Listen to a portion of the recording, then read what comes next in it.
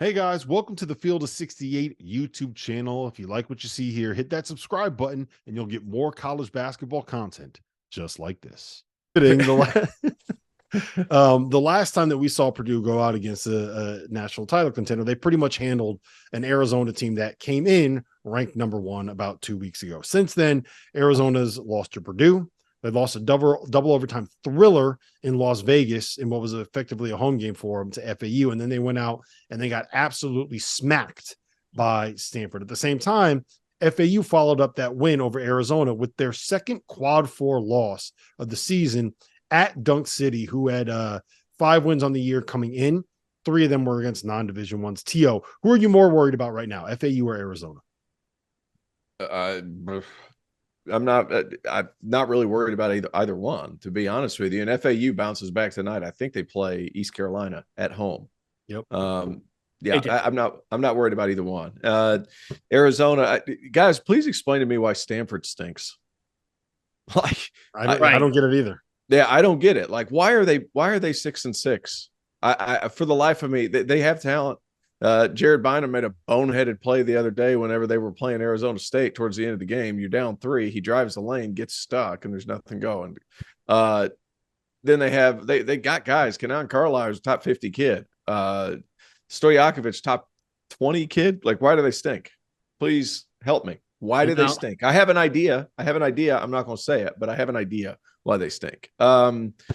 I'm not worried about either team, truth be told. FAU they're gonna have some lulls during the season because it gets to a point sometimes whenever you have so much success the previous year and you have everybody returning, there's a little bit, and we've seen it time and time again where it's like, God, just get us through this. Just get us through this. Get me through January.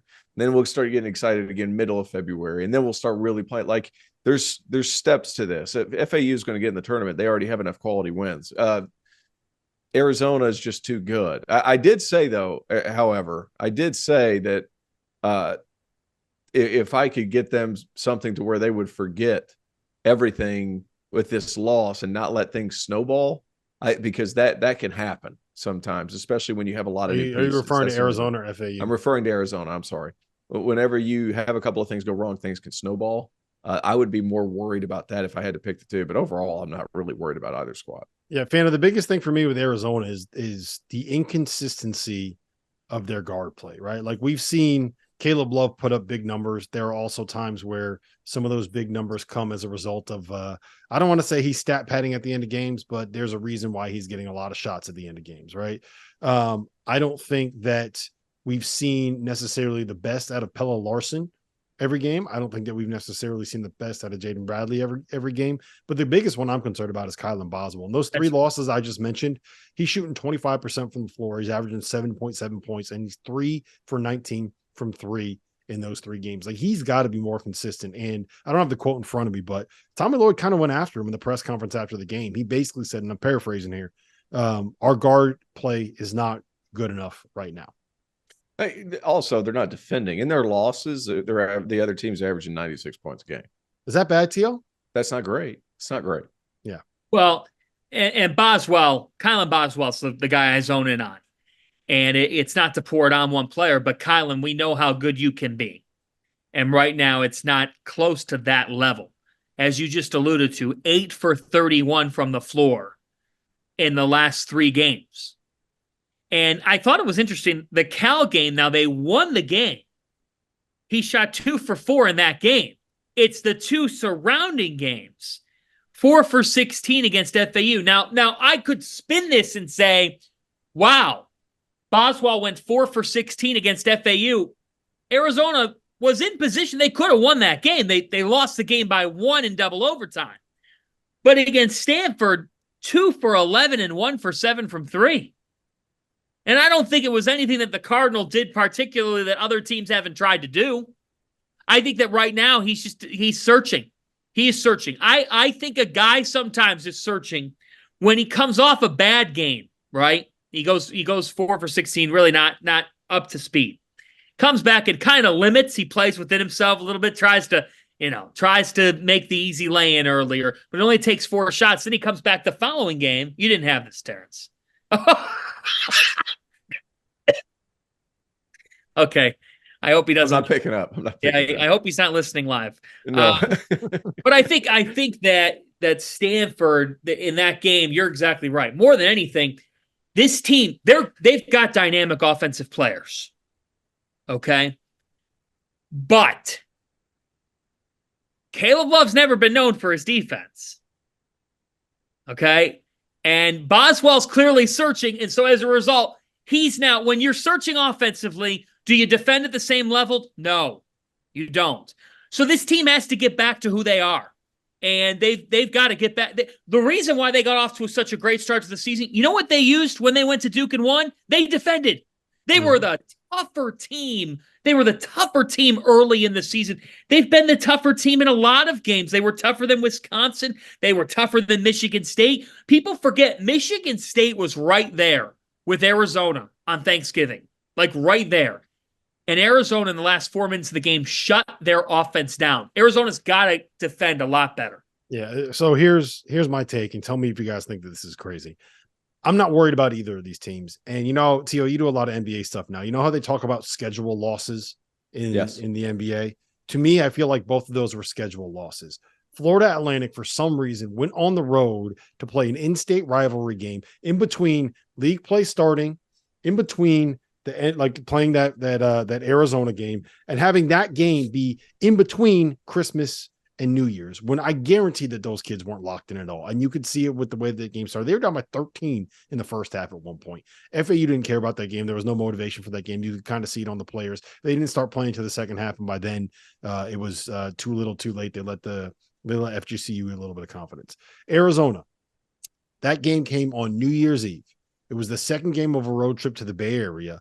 This team was in like the San Francisco area for basically 4 days after Christmas, heading into New Year's. They go out and they absolutely obliterate Cal. The second game on that road trip on New Year's Day, when I guarantee every single one of those dudes is thinking about what they're going to do when they get back to campus to celebrate New Year's Eve. They go out against a team that is way too talented to be 6-7, when Arizona's just looking at it as this team is 6-7, and they go out. They don't show up in the first half. They let Kaden Carlisle he had 28. And they let him get going in the first half. I think at one point they were up by 16 in the first half, and you let a team get confidence, you let them start playing well. You're not playing your best, you're not locked in. It's very hard to turn it on. I'm not worried about either of those teams because I don't think that they're going to be in a position where they're not going to actually show up moving forward. Does that make sense? Yeah, it makes sense. It makes sense, and it also, you're absolutely right, Terrence. FAU, when you're coming off that type of a high that they had, it's hard to do it every game. Mm-hmm. It's hard to do it every game. I even thought of that when you were breaking down Furman. When you come off such a great high of winning an NCAA tournament game, it's hard to get up every game, especially when at the end of the day, it comes down to 1 week in March. Yeah. Mm-hmm. Hey, another thing too, you were talking about, Boswell's searching for offense. There's other guys that are in that same boat. There's a kid for Furman, Alex Williams, who had a couple of games. He was averaging like 26 a game over a 3-game span. He goes 0 for 7 in the subsequent game, and then the rest of his game starts to deteriorate. Like, I wish I would have learned this earlier in my life, besides like the last two seasons I was playing. Like, if you're struggling shooting the ball or you're struggling to find offense, focus on everything else, and that stuff will find itself. Like, if that's not the focus of your game, then it kind of happens organically. Alex Williams is struggling with that. Boswell obviously struggling with that a little bit. Did you do that? Did you do that? As I got older, I did. When I was in college, it was like, shit, man, I just got to find a way to get more shots up. Now, like when I was my last 2 seasons, it was like I have to find the other things. Yeah, it's that veteran mindset, man. Yeah, it is. If you haven't signed up for BetMGM yet, use the bonus code FIELD200 and you will receive $200 in bonus bets instantly when placing your first wager of at least $10 with BetMGM. Here's what you got to do. Download the BetMGM app. Sign up using the bonus code FIELD200. Deposit at least $10 and place your first wager on any game regardless of sport. You will receive $200 in bonus bets regardless of the outcome of your wager. Just make sure that you use the bonus code FIELD200 when you sign up. And remember, BetMGM is now available under one wallet in select states. As a New Jersey resident, this is super convenient for me when I have to go cover games in New York or Philly. When crossing state borders, just log into your existing account instead of having to create new accounts in each state that you go to. And most importantly, I got to let you know, we do have some fun stuff coming up for this college basketball season. Bet insurance tokens, college hoops odds boosts, my personal favorite, parlay odds boosts. So download the BetMGM app today. Thank you for watching the Field of 68. If you've enjoyed what you've seen here, hit that like button, share this link with your friends, or check out the description for some other places that you can consume Field of 68 content.